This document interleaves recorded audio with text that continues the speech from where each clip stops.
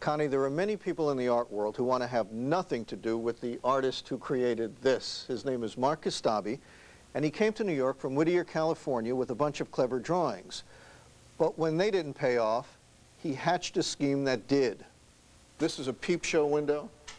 Yeah, it's an apparatus similar to those found on 42nd Street. Although here, you insert a quarter, and for 15 seconds, you can witness the creative process at Kostabi World. Take a peep into the world of Mark Kostabi, where art and sausage have a lot in common.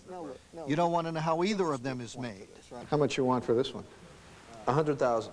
As far as Kostabi is concerned, art is money. Art is business. The more you pay for it, the better it is. Didn't you once say people who buy my work are a bunch of suckers? I did. But it was just a joke. Kostabi is one of those guys who has seen the handwriting on the wall. In fact, he put it there himself. Money is the root of all art. A picture is worth $1,000. Faster pieces are masterpieces? That's a new Kostabiism. Can you give me a range of what Kostabis go for? A small piece? A very small painting, 10 by 8 inches, is $1,500. Very affordable. An average painting is $5,000, $10,000.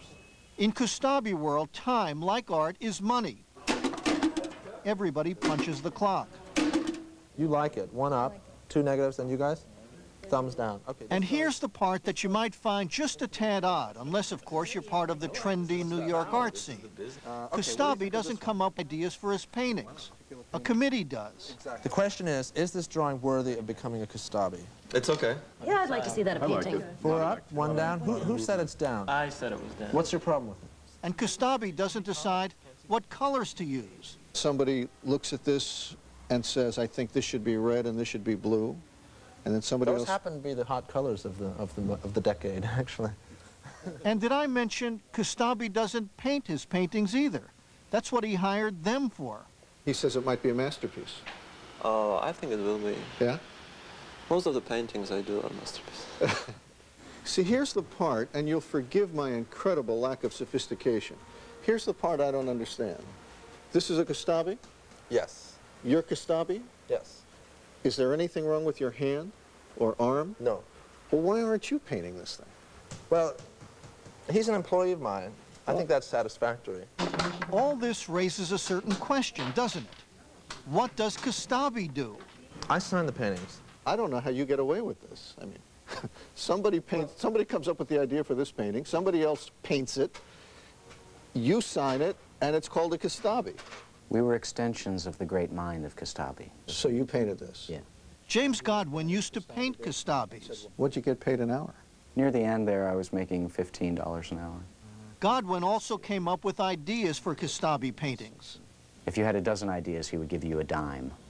You mean a dime, like 10 cents a dime? Yeah. It's like ideas are a dime a dozen. That was one of his Kostabi-isms. Wait a second. Wait a second. It's true. How much is this book? You sell them here? This one is $225. That one is beautiful. That's beautiful, yeah. Plungers are used to unclog the toilets of the modern mind.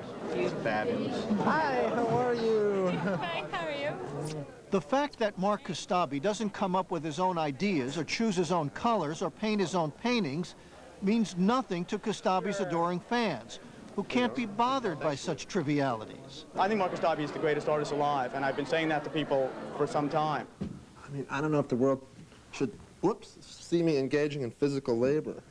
Yes, art, dreamed up by committees and painted by artists who punch time clocks, manufactured art, has been very, very good to 33-year-old Mark Kostabi.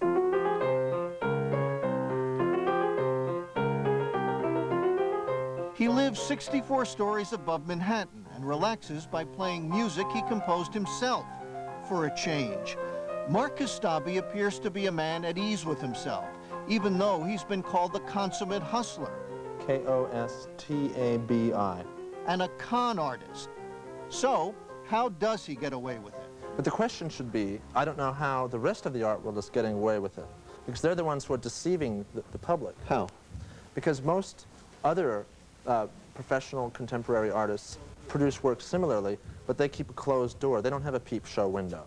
And Kostabi points out even some of the old masters used unknowns to paint for them. Certainly Rembrandt, Rubens, and then more recently Andy Warhol. Still, a lot of critics give Kostabi the Rodney Dangerfield treatment. No respect. Critics like Jerry Saltz, who writes for Art in America magazine. What do you think motivates this guy? I think a need for success or a need for attention, a need for money. That's it. But as an artist? He is not an artist. And the fact that he doesn't paint his paintings? His work is no worse for him not painting them. The work is bad whether he paints them or not, in my opinion. Is there a chance 50 years down the road, 100 years down the road, people are going to look back and say, Kostabi was a great artist? No, there's no chance of that. No chance meaning no chance? No chance, finito, nada, zero, zip, none. At least in my opinion. But you never know. Weirder things have happened. Yes, weirder things have happened. For example, Andrew Berman used to be Kostabi's business partner. Now he faces up to 5 years in prison and a $250,000 fine. Why? He sold counterfeit Kostabis. What makes a fake Kostabi, since you're not painting it anyway? I mean, what's a fake Kostabi? If it's not authorized by me, it's a fake. Not signed by you? Correct. And Kostabi, who makes a lot of money on art he didn't paint, may actually make more money on fake art he didn't sign. I got a call from Hollywood the other day. A writer and producer wants to create a $25 million motion picture of my life story using the forgery scandal as a hook. The best thing I do is this. But in fairness, there is something else besides signing his name to paintings he didn't paint that Mark Kostabi does himself. He destroys paintings the committee deems unworthy of the name Kostabi. These are paintings that are questionable. Because? Because they don't meet Kostabi world standards. Right. They lack inspiration. There is no soul. It turns out, on this day, the paintings that don't meet Kostabi world standards were all painted by, are you ready for this? Kostabi himself, who used to do his own art before he became too important for such things. Thumbs down across the board? Yeah, not a Any, Kostabi. any redeeming value? Well, hold on just a second. You said it's not a Kostabi. Right. This is one of the few that was painted by Kostabi. I'm in an insane asylum. The ones that he doesn't paint are Kostabis. The ones he does paint, he destroys because they're not Kostabis. How come the ones I paint myself always get destroyed? There's a theme running through this destruction process, isn't there? Your stuff stinks.